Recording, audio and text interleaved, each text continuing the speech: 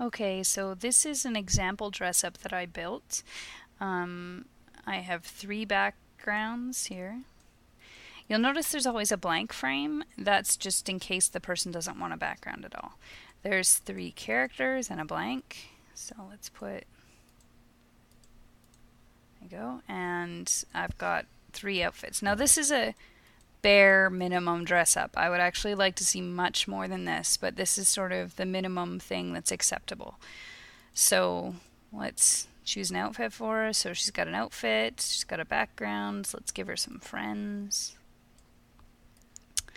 And that's about all there is to using one of these. Now, notice that these pieces are not draggable. I can't click them and grab them. So don't, in your main categories, don't put pieces all over the stage because they can't move them around. It doesn't work the same as a Magic Maker. This is just like a basic dress-up game that you would find on any of the dress-up game websites.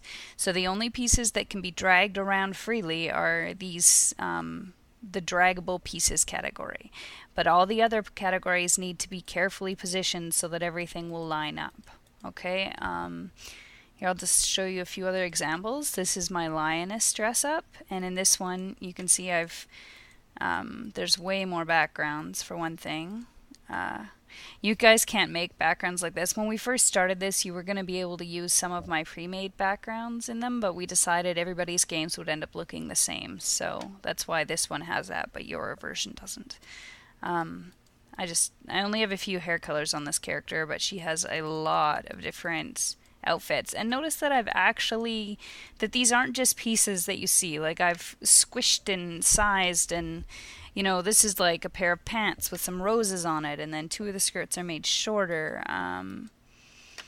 There's no shirts like this at all in the fashion doll, but I've put together a bunch of pieces and used stencils to hide the joins.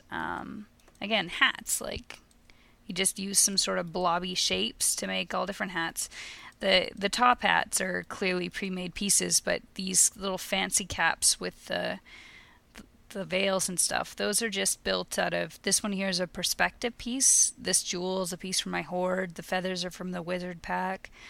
I mean, I'm using a lot of pack pieces here from the market, which is great if you have saved up enough emeralds to buy them, but you can also see what you can do with the extra pieces in the Dragon Maker or the Horse Maker. Between all the makers together, you can come up with a lot of variety.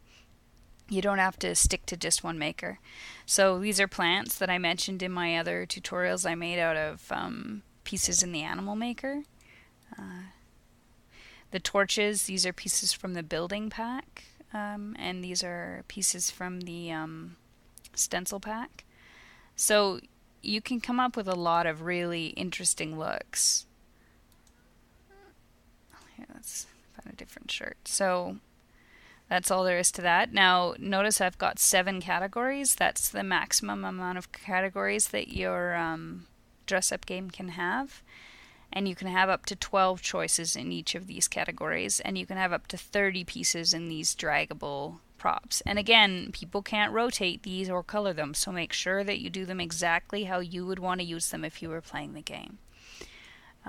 Here's one more example. This is the horse maker I built. Foregrounds don't, I mean, you label these anything you want. You can change the names on all the categories, but you can use things really original ways if you think about it. Like my foregrounds in this one, you can actually add rockers to the horse or carousel horse poles, which is pretty fun.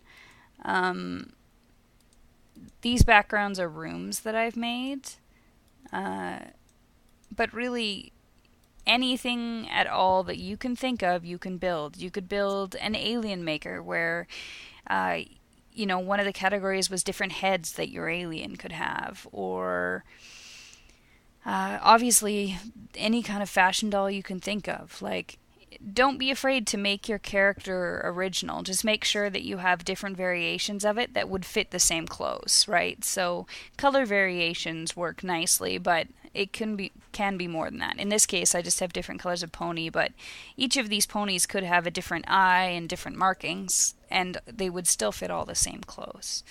Okay, so that's all there is to it. Have fun building dress-up games and playing them.